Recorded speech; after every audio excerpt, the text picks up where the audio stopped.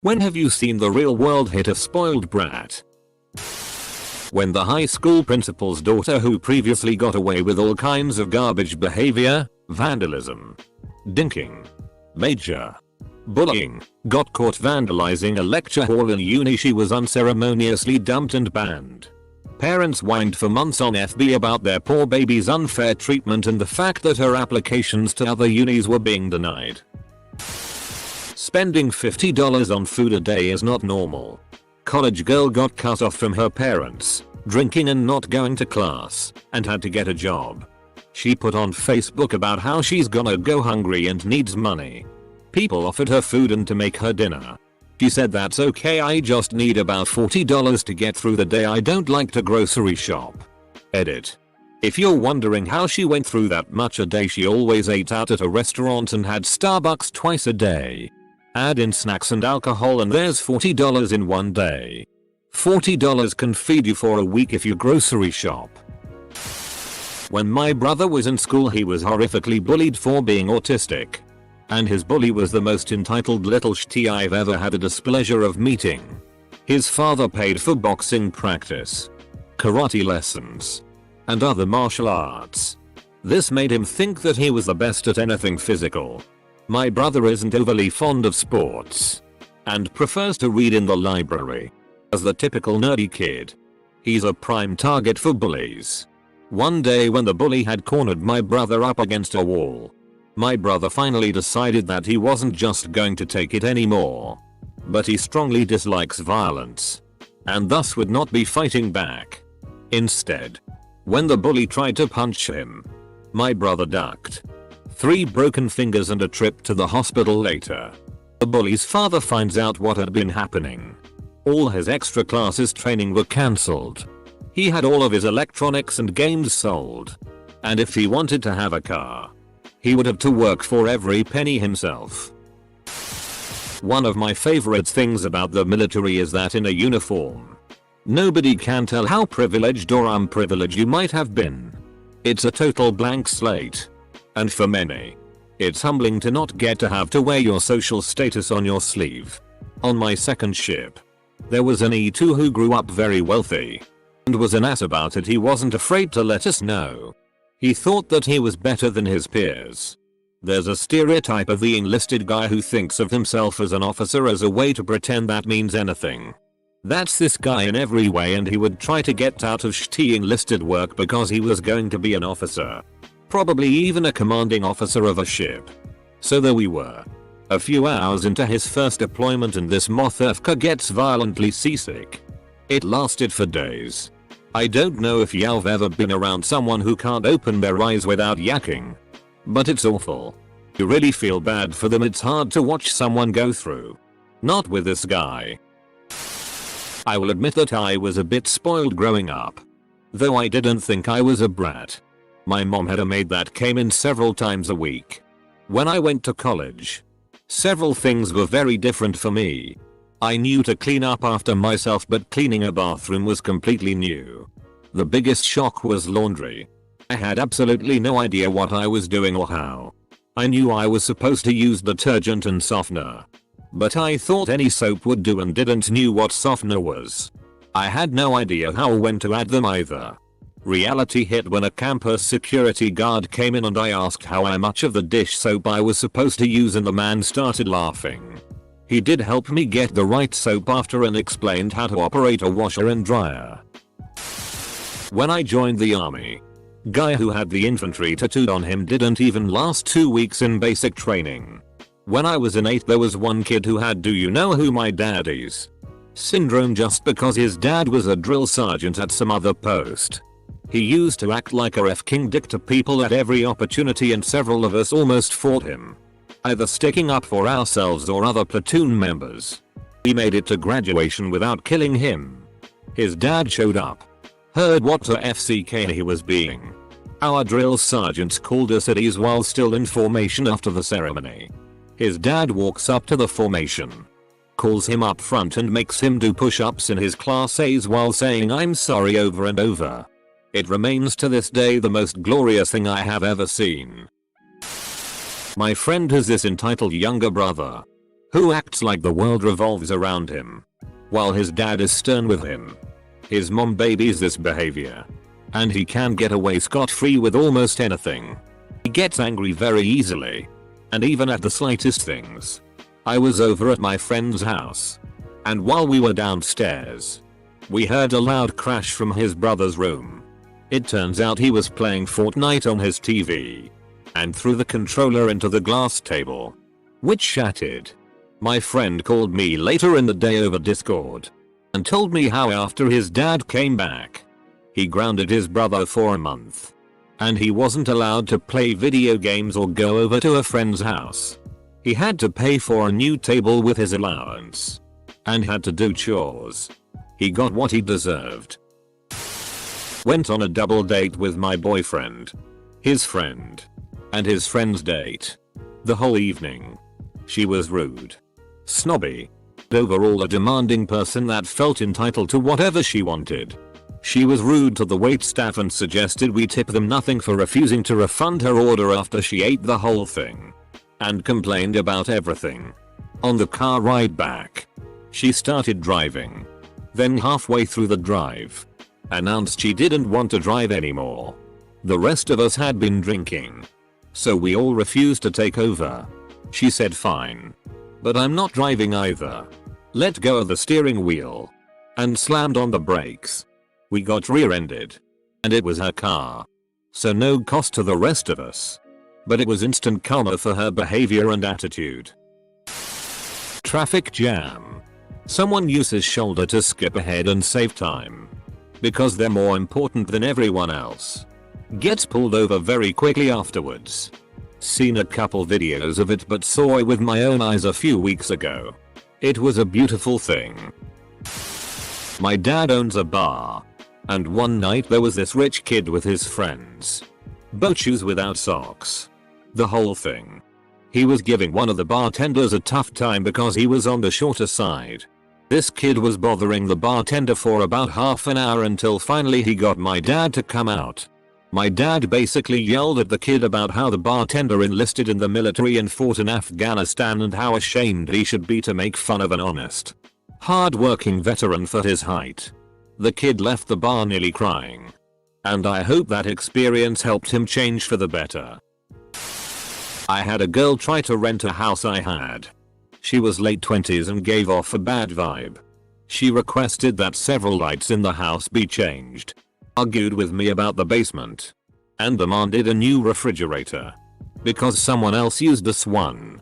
It's gross. Full stop. She also said it shouldn't be a problem to rent to me. My daddy makes a lot of money. I went back and ran her application. She had been evicted from her last 3 houses.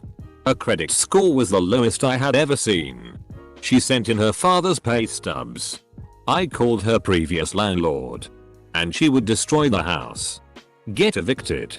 Her father would pay the damages and the remainder of the rent, and she would move on. I called to deny her, and she was flabbergasted. I think I may have said I wouldn't let you borrow my pen even if it was on a chain when she repeated that her daddy made a lot of money. She will probably never be able to rent anywhere ever again. In the 6th grade, my teacher was this tough older Scottish woman with a very thick accent who probably led battalions in World War II. She terrified me and I adored her. One of my classmates was this snotty brat who constantly bragged that she never had to do chores or homework, and always got her parents to do her work for her. One day, we had a book report due. The book report was supposed to be 2 pages. And for some reason this girl wasn't able to get her parents to do her work for her on this one occasion. She came in and turned in a book report only 1 sentence long. Our teacher looked like she was about to rip this girl in half. She held up the book report and said loud enough for the entire class to hear, "Are ye an idiot?" This is my husband's story. He wasn't a brat, but he was being a little brother. They are 5 years apart and this happened when they were much younger. He was messing with his big brother, just being generally annoying and got a good punch in the arm. My husband starts yelling for his mom, complaining that his brother punched him. She comes up and says, "Son, sometimes you deserve it." The boys knew then and there that the dynamic had finally changed. It's one of my favorite stories because their mom is so sweet. When I went grocery shopping with a friend who had no concept of money. She was used to just being handed her dad's credit card to get whatever she wanted. She never looked at prices. Never listened to what her total was. When she had to use her own money to buy groceries for the first time, I thought she was going to have a breakdown. Reality hit her real hard that day. As someone who has lived in poverty most my life, I have to admit that it felt good for her to finally realize that life wasn't free. My younger brother just got his first job. He has always been my parents' baby and favorite.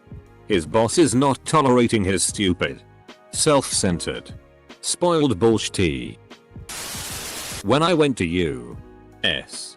Army basic training, that's where it hits most people. One in particular was indeed spoiled. She was one of those daddy is important type gals. According to my battle buddies, she doesn't clean or know how to do laundry. Oh, the attitude.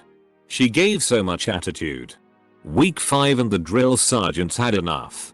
We formed up and, as you can guess, called her out. The females were told to watch here into the just here attitude. After weeks of struggling to do basic chores, she started to improve. Week 9 and she is everyone's friend. Basic training will make or break you. And in this case it made her to become a better person. I worked with a girl who was completely entitled to everything. She was a pretty blonde girl who was reaching her 40s and not so pretty anymore. She was impossible to be around and talk to. She was always right. Had no clue how the real world worked. And always made excuses. I treated her like anyone else I worked with and would not do her work for her. She went to our boss weekly because I was treating her unfairly because I refused to do her work after I got mine done. While she painted her nails and made personal phone calls. She was furious when I was promoted over her. Then we hit the recession of 2008 and I was laid off. She got my job and quit within 3 weeks because she could not handle the pressure. Semicolon. I wonder where she is now and if she is going through the bar circuit trying to find some loser to pay her rent for the month. She bragged about doing this. And was pissed when a month came around where she had to pay her own rent. Hopefully this counts. And I'm writing on mobile, so my apologies if the format turns out funky. I used to work at CVS when I was younger. Things were busy and there was a line forming. Out of nowhere this guy dressed like a rapper gangster with long dreads, chains and rings walks up, cuts everyone in line and proceeds to put his items on my counter. This is how our conversation went, not exact words but close to it. This happened like 7 years ago. Me. Sir. There's a line. Gangster man. Do you know who I am? Me. Dot. Shrug. Didn't care who he was and didn't care to ask. Gangster man. Dot. Both looking at each other. And there's tension. Like as if something is about to go down. Gangster man. Dot. Man FCK this. Proceeds to cuss me out under his breath as he walks to the back of the line. I'd like to think that the real world gave him a small lesson that day. We hosted an exchange student when I was 9. Her name was Yuki. And she was so spoiled. She shared my room and she threw her stuff all over the place. In Japan, she had people, dare I say servants, pick up everything for her. At one point she had gotten into my makeup. I was 9 so I didn't wear it often, but it was expensive and I wanted to save it and used it without my consent. I was pissed. I demanded that she clean up her stuff. I handed her a broom. And she didn't know how to sweep. She had never swept in her life. So she had a meltdown. She was 17 and wrote an angry letter on her laptop that my parents found while I was at school. I don't know what the letter was, but I know it was bad. She got transferred to another host family. Served the woman a Bloody Mary. I stood there and stared at her as she called me every name in the book for forgetting olives in her drink. When she was finished I took a deep breath and calmly told her I did not forget them, but that they'd sunk to the bottom of the glass. She looked at her husband and said, "This bitch must think I'm stupid." I did. But she didn't know that. She begins aggressively digging with her straw and fingers and her full Bloody Mary for these olives. I just sat and watched, waiting for her to find them and look like an ass. But to my surprise, she got so crazy with the digging that she dropped the entire drink into her white handbag. And the olives popped out and rolled across the floor. A woman 3 chairs down, who witnessed the entire exchange, literally pointed and laughed at her.